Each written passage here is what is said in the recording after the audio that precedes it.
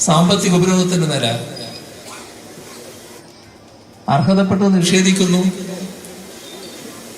പ്രകൃതി ദുരന്തങ്ങളിൽ പോലും പക്ഷപാതപരമായ നിലപാട് കാണിക്കുന്നു.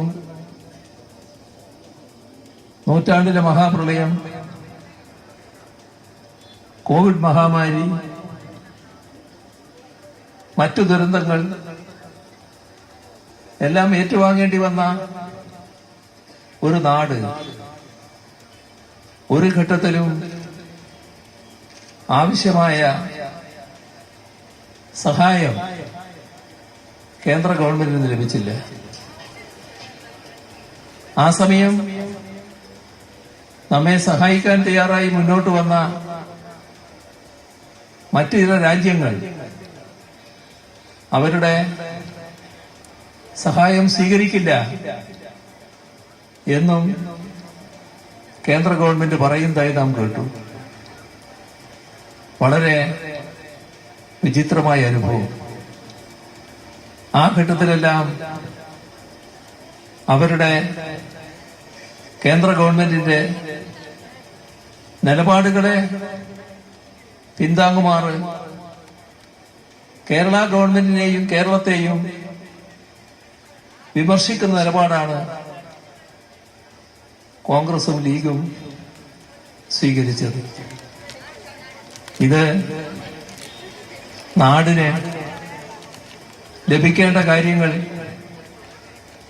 ലഭിക്കാതിരിക്കുന്നതിന് കാരണമായി മാറി. ഇതൊരു അവസരമായി കേന്ദ്ര ഗവൺമെന്റ് കണ്ടു.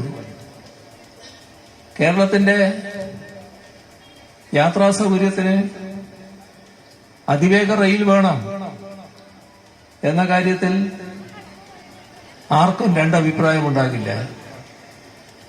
ഇപ്പോ വന്ദേ ഭാരത് വന്നപ്പോ അതിൻ്റെതായ സൗകര്യം അനുഭവിക്കുമ്പോ ഇത് കൂടുതൽ ഉണ്ടാകണമെന്ന് ജനങ്ങളാകെ ആഗ്രഹിക്കുകയാണ്.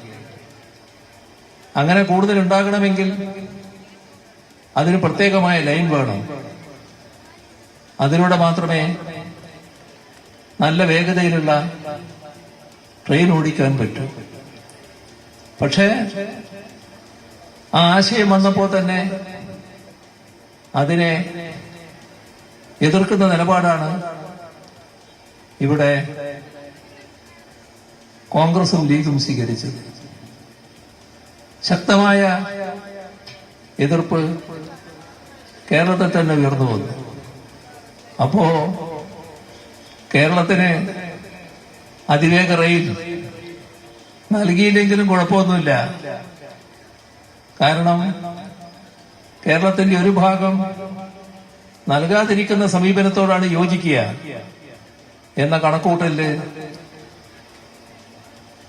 കേന്ദ്ര ഗവൺമെന്റ് എത്തുന്നു, BJP എത്തുന്നു.